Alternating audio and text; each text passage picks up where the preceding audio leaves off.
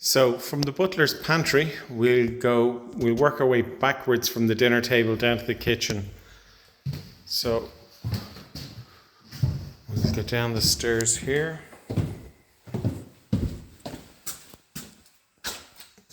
This room here is just a storage room, really. They did have it set up like a nanny's quarters, which was quite nice, but they've moved some of the things. This is part of the West Tower and actually was the first room to have electricity within the castle. But we'll continue on down the steps here down towards the kitchen.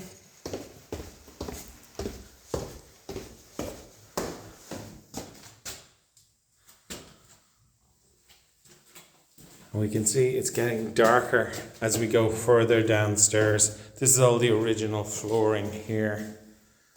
And you can see from the visual cues what this room was used for. So this is where it's the meat larder unit, and this is where a lot of the butchering would have been done for all the animals and game that they would have on the estate. And you can see here with the marble table, the worktop that we have here, there's perforated holes in it, and no prizes for guessing. That's for all the blood to travel down through the holes, and it will be captured underneath in probably in some kind of a basin or tin tub or something like that, and that blood would then be used for things like black puddings and for maybe stock or for soups and things like that. One real feature about cooking back in the 1800s was nothing was wasted at all. Also have an example here of what we see here as what we would consider to be an ice box, but actually in fact would have been probably the earliest refrigerators that you would see. So this will be packed with ice, and then the fish or the lobster or whatever the family were having for dinner that evening will be stored in this or for the next day. And we have a nice little spigot here and runoff, so a little tap to let the iced water out, so it doesn't get waterlogged within it. We can also see up on towards the roof here, we can see some meat hooks. So this is where the meat and the game, as you can see there, would all be hung and hung to be prepared for cooking. Okay, it's a lot colder down here. Obviously, they didn't have, as you can tell by the refrigeration, this to keep I suppose the food, the fresh food as fresh as possible. You want to keep it at cool temperature, so it's quite cold down here. So this would be a naturally ideal environment for storing your food and your game and things like that before it was used. But back then you didn't hold on to fresh food for very long. It was almost eaten the same day. For that reason, there was no real storage options outside of the one that we have here. So now we walk into the kitchen. This would be the warmest room in the house. You can see the double stove over there to my right. Straight in front we have the classic country dresser, which is displaying all the wares that the kitchen has to show off. On this side here, the window side here, this is where a lot of the prep work, baking work would be done, where there's natural light. You can also see we've a stone cover here where a lot of the baking would have been done and prep and the flour and things like that. And when we turn around, we can see the kitchen table here. So this is where the servants would also come down and have their meals. And one of the nice features, I think, about certainly the servants working downstairs was that they had their meals whilst the food was still very hot. You saw the journey that I came down from the butler's pantry, and you can see if we look over here, there's a little hatch over here. So the food would be cooked, prepped and gotten ready and put onto the plates and cloches and passed over to the hatch here where the footmen would come down and collect it and bring it up to the butler's pantry, prep it up there and then serve it for the the guests and the family. And by the time the family would actually eat, the food would actually be quite lukewarm, I would imagine. So one up for the servants down here. They're getting their food straight from the hot stoves right to the table, which is really nice. And really nice feature here as well. And you'll see if you've ever seen any of the old big houses. I know I've seen this in Strokestown House. This piece of kit here. This is what's known as a hastener. Okay. And essentially, what you do with this now, I'll just turn it around here, is you have this piece here, which is, there's a key attached to it. You would hook your meat onto the little hook here. You'd pop the key into the little slot here. And what will happen is you wind it up and this hook will rotate your meat slowly around on the hook, which you would put in front of the stove here so that it would almost slow cook. And you can see, if you can see down here, there's little grooves down at the bottom here. So that's to capture all of the grease. And there will be a little tray underneath here. So the tray will come out with all the lovely grease, pop it into the pot here, into your soups and flavorings, and off you go. And you could also see on top of the stove here, we have some irons, some flat irons. So this would be where, again, many of the ironing would be done. So we have what's known as a flat iron here, and these always operated in sets of 2. Okay, so you would have that iron and you would put it down on the stove to heat it up, and when that was hot enough, you would use that to iron all the clothes.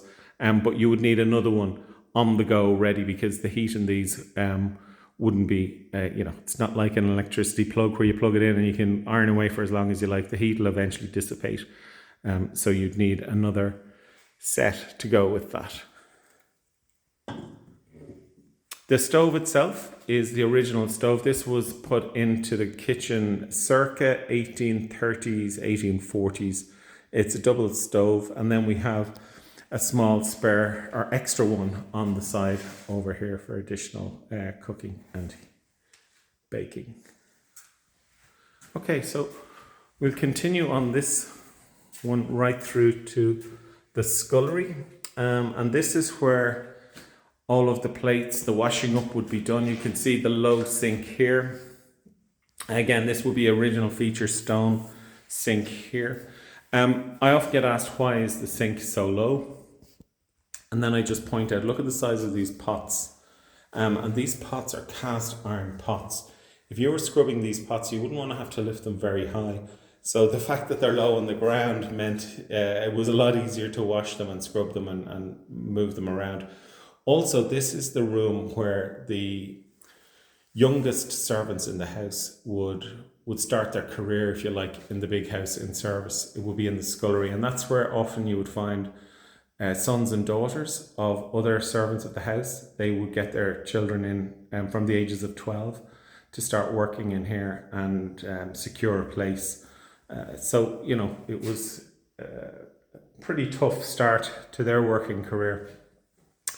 And when we go on the tour, when I bring people on the tour in here, I do like to show them lots of the different items, the cooking implements, the pots. We also have some lovely molds here which will be packed with fruit and ice, and would feature as a dessert. And we also have other implements that you would see. So we talk about the shoemaker's last here for repairing and making new shoes.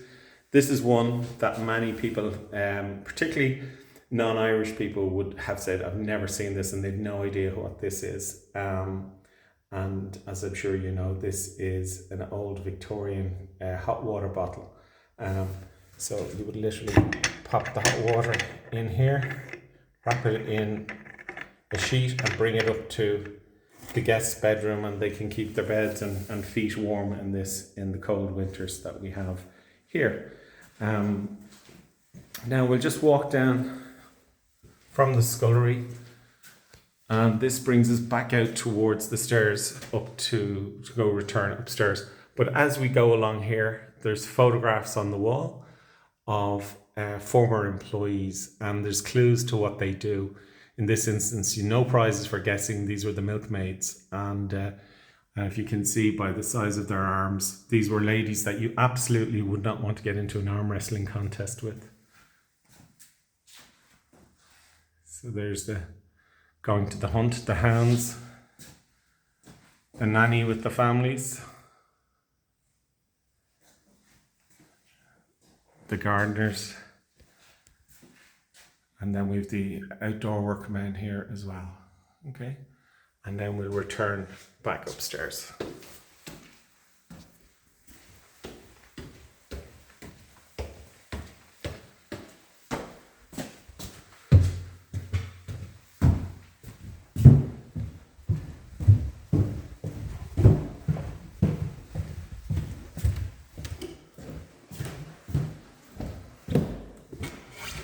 So, back into the sunlight and a south-facing room, which is lovely. This room is known as the morning room, as in time of day, and was really the main room for the lady of the house. When we talk about big houses and we look at the history of the house, men tend to dominate the houses in particular, and the ownership. But Ardgillan is, in my opinion, I don't say unique, but it's really interesting that the lady of the house, Marianne St. Ledger, and I talk about the lady of the house when the house was going through its golden period from 1807 onwards. She moved here when she married the Reverend Richard Taylor, and she went on to have 7 children. The last she actually had when she was 44, which back then would have been, incredibly old, I think. She didn't get married until she was in her 20s, which again was quite old. She was a very independent woman. And that independence permeates through a lot of the letters that we see her children have written to her over the years. There's a lot of affection, a lot of love, which kind of stands out because historically you would always think of the Victorian Ireland as you would in England, where children are seen and not heard, almost like servants. And there was very little love, demonstrative love, I would say. It was certainly something that was not shared openly. But certainly with her and with her children, there seems to be a very open relationship, which is really, really interesting. And her shadow looms large over this particular castle. This room itself is south facing, and we'll get lots of beautiful morning light. So this is the room where she would do a lot of her correspondence. We have a writing bureau here to demonstrate that, and she would meet with her